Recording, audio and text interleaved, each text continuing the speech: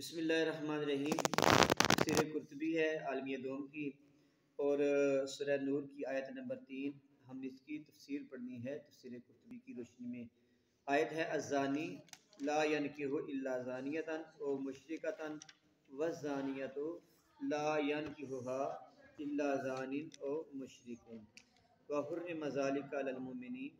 ज़ानी किसी ज़ानिया या मुशरिका से निकाह करेगा और जो ज़ानिया है उससे कोई ज़ानी या मुशरिक की निकाह करे और ये चीज़ मोमिनों पर हराम की गई है। तो ये आयत नंबर 3 है और इसमें 7 मसाइल हैं। जो पीछे से सवाल चाह रहे हैं उन सवालों के लिहाज से इसकी जो तरतीब है कि इस आयत सवाल नंबर 26 है। अल्लाह ताला ने फरमाया कि ज़ानी और ज़ानी मर्द से निकाह करेगी, इसका मकसद क्या है?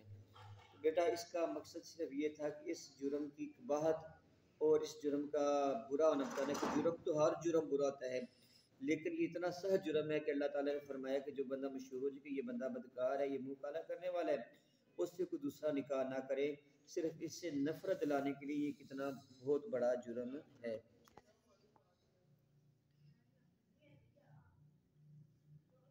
इससे अगला सवाल है,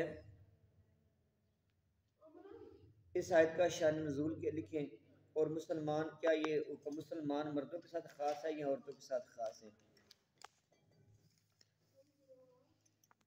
इस आयत का शान नुज़ूल ये है कि मक्के के अंदर एक औरत थी अनाक, और वो बदकार औरत थी, वो मुशरिक भी थी, ज़ानिया भी थी। और नबी सल्लल्लाहु अलैहि वसल्लम के एक सहाबी थे मरसद बिन अबी मरसद, मरसद बिन अबी मरसद ये सहाबी थे और ज़माना जहलियत में इनकी उस औरत के साथ गलत तल्लुकात थे। तो और इनका काम ये था कि ये मदीने से खुफिया तौर पर मक्के जाते और मक्के में जाके वहाँ पे जो आवाज़ ज़्यादा अच्छी पैदा होती और मक्के में जाके ये मुसलमान कैदियों को छुड़ाया करते थे। एक रात ये चोरी चोरी मक्के में आए कैदियों को छुड़ाने के लिए। तो जब ये मक्के की गली में जा रहे थे तो इन्हें उस औरत ने देख लिया जिसका नाम था अनाक। अनाक ने मरसद को पहचान लिया और कहा कि मेरे साथ मुंह काला करो। मरसद ने कहा कि अल्लाह ताला ने ये चीज़ मुसलमानों पे हराम किया, मैंने नहीं करना। उसने कहा अगर तुम नहीं मेरी बात मानोगे तो मैं शोर मचाऊंगी। उसने कहा जी तुमने जितना मर्जी शोर मचाना मचा लो, मैंने ये बुरा काम नहीं करना। औरत ने शोर मचा दिया कि मक्के वालों, वो बंदा आ गया है जो तुम्हारे कैदी छुड़ा के ले जाया करता था। अब सारे मक्के वाले जहाँ तक उसकी आवाज़ गई घरों से निकल उसको तलाश करने लगे। मरसद छुप गए। तो जब सारे लोग मायूस होकर चले गए तो फिर जिसको निकालना था निकाल के ले आए और मदीने आके इन्होंने हुजूर से अर्ज़ की कि या रसूलल्लाह मुझे इजाज़त दें कि मैं अनाक से निकाह करूँ। वो मुझे महबूबा भी है और मेरा तल्लक भी था ज़माना जहलियत में उसके साथ। जब मरसद ने हुजूर से इजाज़त मांगी कि मुझे उससे निकाह करने की इजाज़त दे तो अल्लाह ताला ने कहा कि नहीं, जो बदकार औरत है ना उसके लिए ऐसा मर्द होना चाहिए जो उसकी कैटेगरी का हो। अब आप सहाबी हैं और नेक हैं, आपको उसके साथ निकाह जचता नहीं। इससे बेटा ज़िमन सवाल ये भी है कि अगर आज के ज़माने में तो फिर ये हो जाएगा कि फिर अगर कोई औरत बदकार है या मर्द बदकार है तो उससे कोई भी निकाह ना करे। इस तरह तो बड़े मसाइल पेश आते हैं। आज के ज़माने में फितनों से बचना बड़ा मुश्किल है। तो उसका जवाब ये है कि ये जो हुक्म है ना कि ज़ानी मर्द किसी ज़ानी औरत से ही निकाह करेगा, तो इसका मतलब ये है कि उसके लायक वो औरत है और बदकार औरत के लायक ही बदकार मर्द है। ये चीज़ सिर्फ इस हद तक है कि उसके लायक वो है।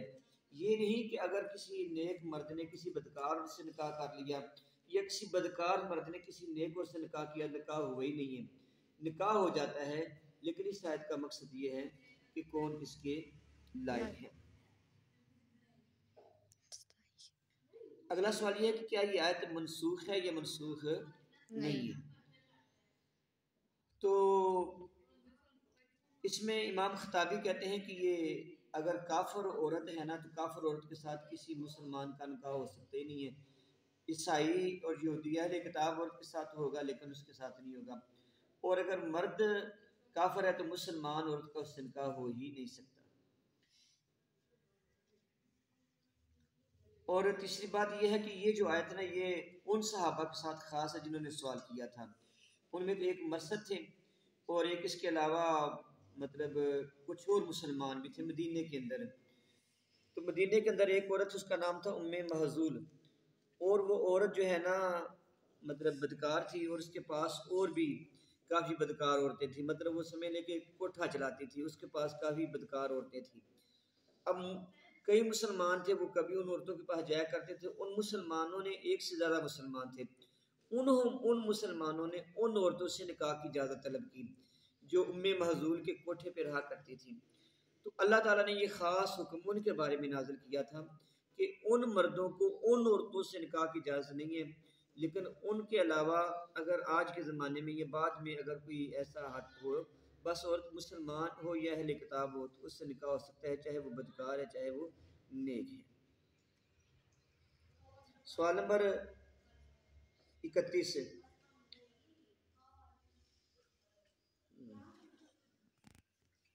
अब बेटा ये भी है कि ये आयत किन के बारे में नाज़िल हुई, क्या ये मनसूख है या नहीं है। इसमें ये भी था कि जो अहले सुफ़ा थे ना, ये इनमें ज़्यादातर महाजर थे। इनका ना घर बार था, ना ठिकाना, ना बहन भाई, ना बरादरी, ना कुंबा, और इनकी तादाद तकरीबन 400 थी। ये सुफ़ा में रहने वाले ये दिन को अपना रिज़्क़ तलाश करते और रात को वापस सोते, और जब हजूर को मौका मिलता तो हजूर उनको पढ़ाया भी करते। तो मदीने के अंदर कुछ ऐसी भी औरतें थी कि जो मतलब बाहर के इलाकों से अगवा करके लाई गई और वो बदकारी का काम किया करती थी। उन औरतों ने सोचा कि जैसे हमें अगवा करके लाया गया, तो ये जो मुसलमान हैं इनका भी घर बार ठिकाना कोई नहीं है, तो इनसे किसी ने शादी करनी। तो उन बुरी औरतों ने उनको ऑफ़र की कि आप हमसे निकाह कर लें। तो अल्लाह ताला ने इस आयत के ज़रिए उन मुसलमानों को जो साहब सुफ़ा थे उनको मना किया कि तुमने इन फाजिर औरतों से निकाह नहीं करना। और इसमें एक और कौल ये है कि जुजाज कहते हैं, ये जुजाज भी एक मुफस्सर है, वो ये कहते हैं कि ये जो हुक्म है ना उस जानिया औरत और जानिया मर्द के बारे में जिसको हाद लग चुकी हो। अगर किसी पे हाद जारी हो चुकी है तो ज़ाहिर इतना बदनाम हो जाएगा कि उससे निकाह करना वैसे पसंद नहीं करेगा। तो उसके हवाले से है कि उसको मतलब ये ना ये ऐप उसके हवाले से है।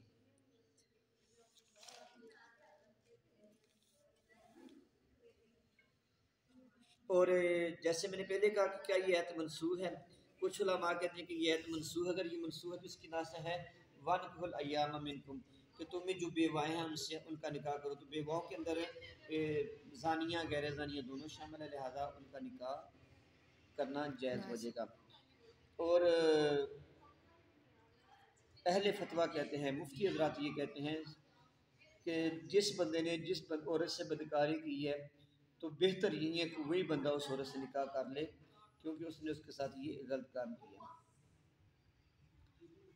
सवाल नंबर बेटा आगे है 32 से।